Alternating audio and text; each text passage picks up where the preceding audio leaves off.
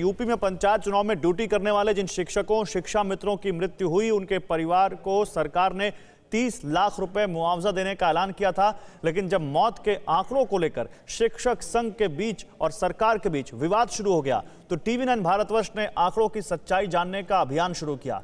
अब आपको दिखाते हैं कि TV9 भारतवर्ष की यूपी के अलग अलग जिलों से वो तफ्तीश, जिसके बाद यूपी सरकार को कोरोना से सरकारी कर्मचारियों की मौत पर अपना फैसला बदलने के लिए मजबूर होना पड़ा।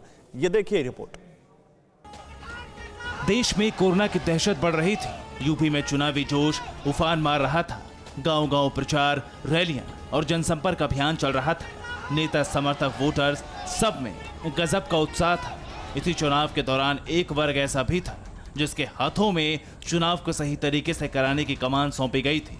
सरकार के इन कर्मचारियों की पहले ट्रेनिंग हुई, फिर पोलिंग बूथ पर ड्यूटी लगी, फिर वोटों में गिनती के दौरान भी ये मौजूद रहे।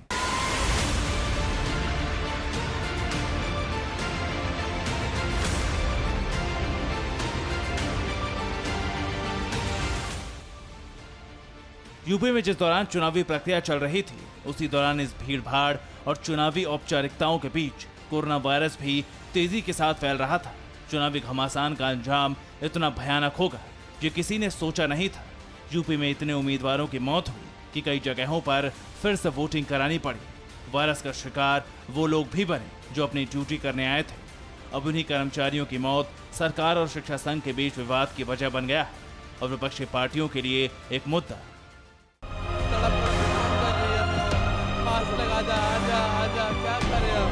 ऊपर भी नहीं जाने दे रहे क्या? आप कर रहे हैं। अब समझिए कि यूपी में हुआ क्या है।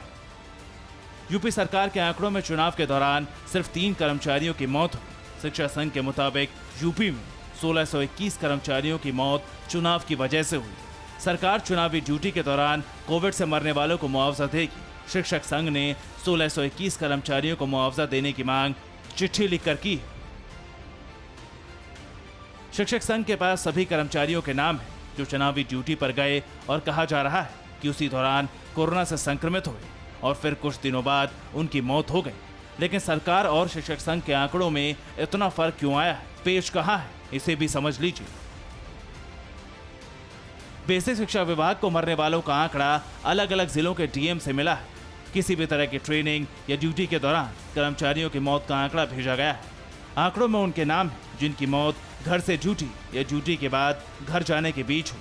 शिक्षक संघ की दलील है कि कोरोना से किसी की भी मौत अचानक नहीं हो जाती। ड्यूटी में संक्रमित होने और उसके कुछ दिन बाद मरने वालों को भी मुआवजा मिले।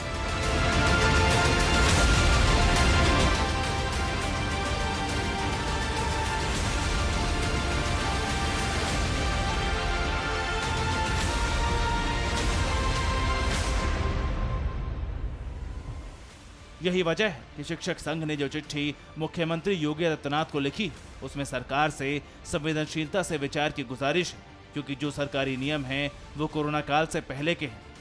उस समय ऐसी कोई बीमारी नहीं थी जिससे इतने बड़े पैमाने पर संक्रमण और मौतें हो रही थी। अब शिक्षक संघ सभी मरने वाले कर्मचारियों के लिए 1 करोड़ मुआवजा और आश्रितों को नौकरी देने की मांग कर रहा है।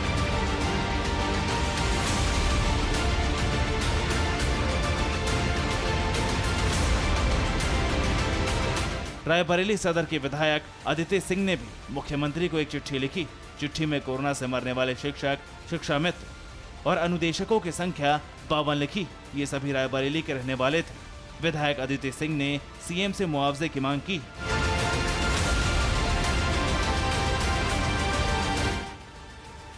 अब ये 52 का आंकड़ा विधायक के पास कैसे पहुंचा? एक वजह जिला बेसिक शिक्षा अधिकारी का ये शोक संदेश है। 28 अप्रैल को बेसिक जिला शिक्षा अधिकारी ने शिक्षकों की मौत की लिस्ट जारी की थी और मौन रखकर श्रद्धांजलि दी थी।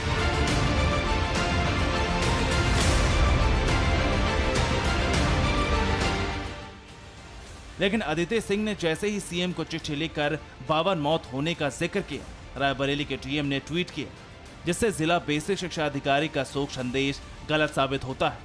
डीएम ने ट्वीट में लिखा है कि ट्रेनिंग, मतदान या काउंटिंग के दौरान किसी भी शिक्षक की मौत नहीं हुई। डीएम ने फिर उसी नियम का हवाला दिया जिसकी वजह से ये विवाद है।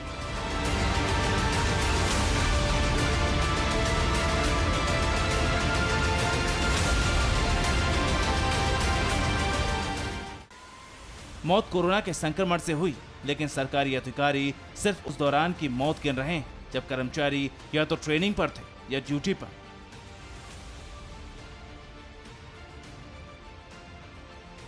बलिया में कुल 27 शिक्षक और शिक्षा मित्रों की कोरोना से मौत हो चुकी। 5 प्रिंसिपल, 15 सहायक शिक्षक, 7 शिक्षा मित्र शामिल हैं।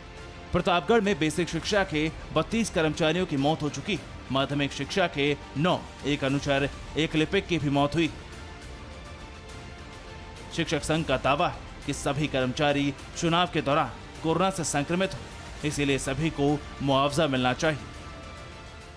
केवल चुनाव के दिन जिनकी डेथ हुई है उन्हीं को सरकार ने माना। पूरे चुनाव प्रक्रिया के दौरान प्रशिक्षण से प्रारंभ होकर के जो मतगणना तक जितने भी साथी शिक्षक हमारे जनपद के 30 शिक्षक जो काल के गाल में समा गए कोरोना के चलते, वह सब इसी चुनाव के दरमियान संक्रमित हुए और इस कोविड महामारी के कारण उनकी मृत्यु हुई। शिक्षकों की मौत के आंकड़ों के बारे में जब हमने बीएसए से बात की तो उन्होंने भी शिक्षकों के कोरोना पीड़ित होने और उसके बाद मौत की बात को स्वीकार किया, लेकिन उनका कहना था कि जो चुनाव का मानक है वो चुनाव के ड्यूटी तक ही सीमित है। चुनाव में बहुत सारे लोग प्रशिक्षण में 29 लोग प्रशिक्षण में प्रतिभाग किए थे, कुछ लोग चुनाव ड्यूटी में भी प्रतिभाग किए, लेकिन ठीक चुनाव ड्यूटी के बाद किसी के संक्रमण से मौत नहीं हुई, कुछ दिन बाद हुई है। इसलिए हम नहीं कह सकते कि ये चुनाव के कारण ये संक्रमण हुआ है। अब हर जगह सरकार के उसी नियम का हवाला दिया जा रहा है जिसमें सरकार किसी कर्मचारी के लिए तभी तक जिम्मेदार है जब तक वो सरकार के आदेश पर किसी भी जगह ड्यूटी दे रहा है या ट्रेनिंग कर रहा है। यूपी के लखीमपुर खीरी में बेसिक शिक्षा विभाग के 55 शिक्षकों की मौत हुई। शिक्षकों के संगठन राष्ट्रीय शैक्षिक महासंघ के पदाधिकारियों ने लखीमपुर खीरी जिले के बीएसए बुद्धप्रिया सिंह को एक पत्र सौंपा है जिसमें महासंघ के पदाधिकारियों ने जिले के अलग अलग प्राथमिक और उच्च प्राथमिक विद्यालयों में तैनात अध्यापक, अध्यापिका और शिक्षा मित्रों की हुई मौत के मामले में उनके परिवार वालों और परिवार के सदस्यों को नौकरी देने की मांग की। तो हमारी सरकार से यही मांग है कि इनको मुआवजा दिया जाए और जो पात्र हैं उनके परिवार के सदस्य उनको उनकी जगह पर नौकरी दी जाए जिससे उनके परिवार का पालन पोषण हो सके। समाजवादी पार्टी अब योगी सरकार पर मुआवजे से बचने का आरोप लगा रही। पंचायत चुनाव में बेसिक शिक्षा विभाग का ये कहना कि केवल 3 अध्यापकों की मृत्यु हुई है चुनावी ड्यूटी में, एक बहुत ही गैर जिम्मेदार और अमानवीय बयान है।